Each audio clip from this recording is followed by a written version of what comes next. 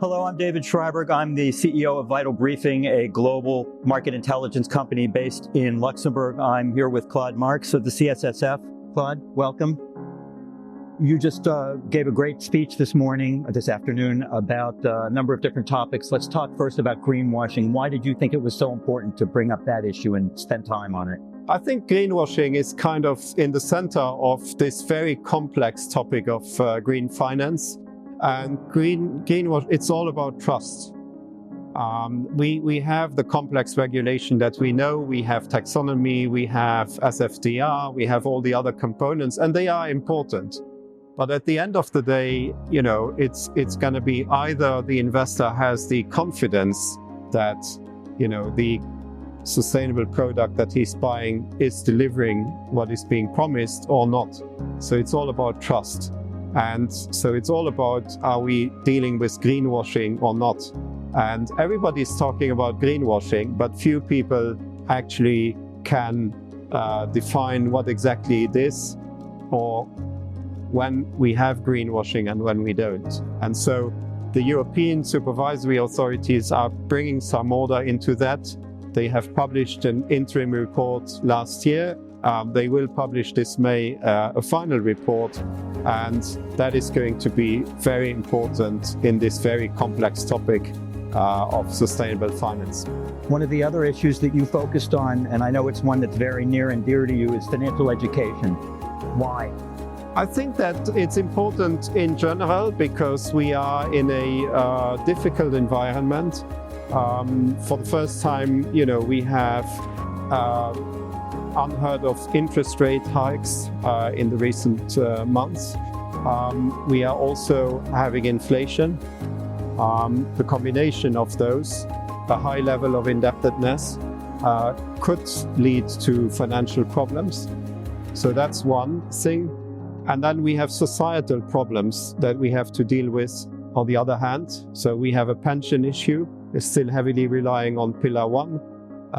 We also have products being delivered through the internet, through social media, by influencers, not always with the appropriate warnings. So we have fraud spiking, and we have a number of factors that come together that make that, the best way to protect people is to educate them. And as you know, this is in all stages of life. It starts at school. We are this week in the European Money Week, and therefore it's good to talk about it. It's also young adults. It's about adults. It's also about old age pensioners. It's also to make people comfortable with digital finance, and then it's very relevant with regards to the topic of today, which is sustainable finance. Because if people are not a minimum literate about what is sustainable finance and what to watch out for, and greenwashing as well, then they are unlikely to not only invest their money away from cash into other investments, but also to invest in sustainable products, which is what we ultimately should be achieving. And so financial literacy, I would say, is becoming sustainable finance literacy.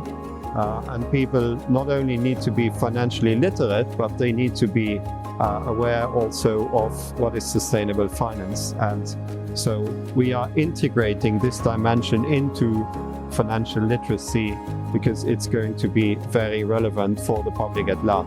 You had listed some sobering statistics from polls and surveys about the low level of financial literacy that we're starting from at this point. Do you see that improving? Do you feel positive that that's going to get better?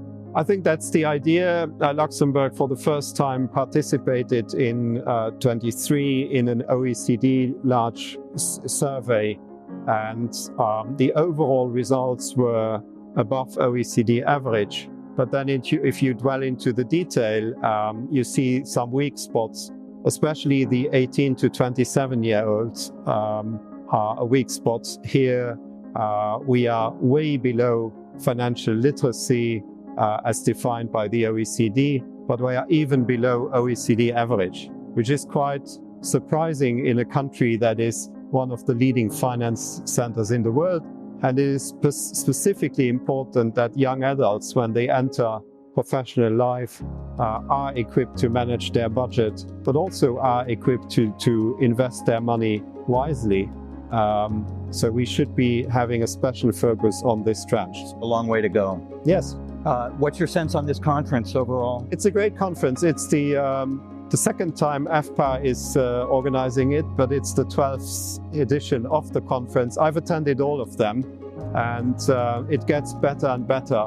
But if you look at the quality of the panels, you know, the speakers, it's really impressive. It's also different from other conferences that you would find in Luxembourg, and it's really very good. Thank you, Claude. Pleasure.